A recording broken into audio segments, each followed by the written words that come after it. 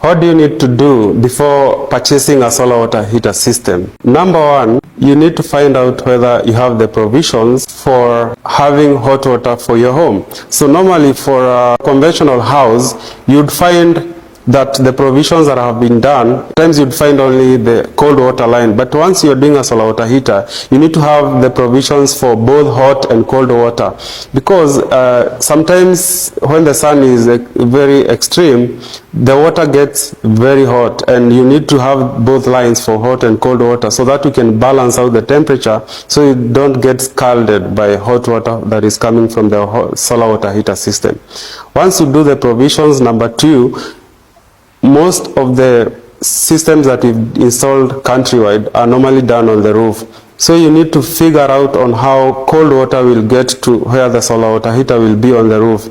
So you can have two options. You can have a system that is fed by a pump.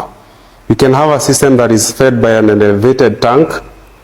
But mostly it can either be the two of them. So it can either be a booster pump that is feeding in cold water to the solar water heater on the roof, or you can mount a structure that has an elevated roof that is above where your system is located. So you can have that elevation sitting in a storage tank that feeds in the cold water to the solar water heater through gravity. Number three, you need to know the capacity for your home. So maybe depending on the number of bathrooms that you have for your house, you can choose between the smallest size of a water heater, that is 150 liters, that can sustain 3 users, or you can do the biggest size of 350 liters that can support up to 13 users. Number four, you need to consider how your shower mixers have been done.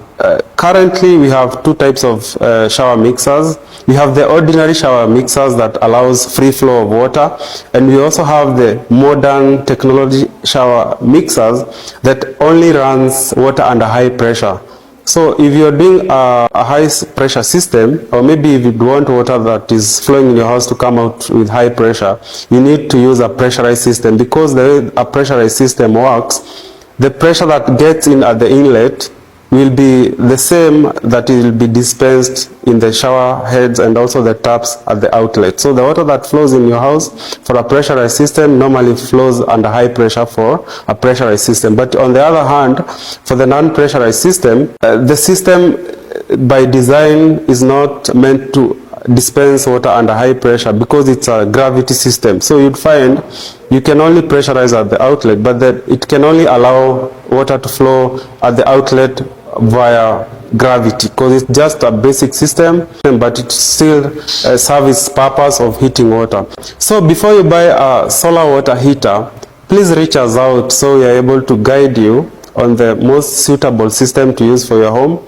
We can also visit your site even when the provisions are being done, so we can verify and ensure the provisions have been done correctly with the right sizing of the piping. Because you see, for most solar water heaters, the provisions or maybe the piping that is accommodative to the solar water heater is normally 25 mm, or maybe that 2 mm, that's for a 1 inch. So reach us out so you're able to guide you along. Even before you get to that stage, we can walk you there before you make that decision, so that once you do the installation, you're sure that the system will serve you longer without having any difficulties.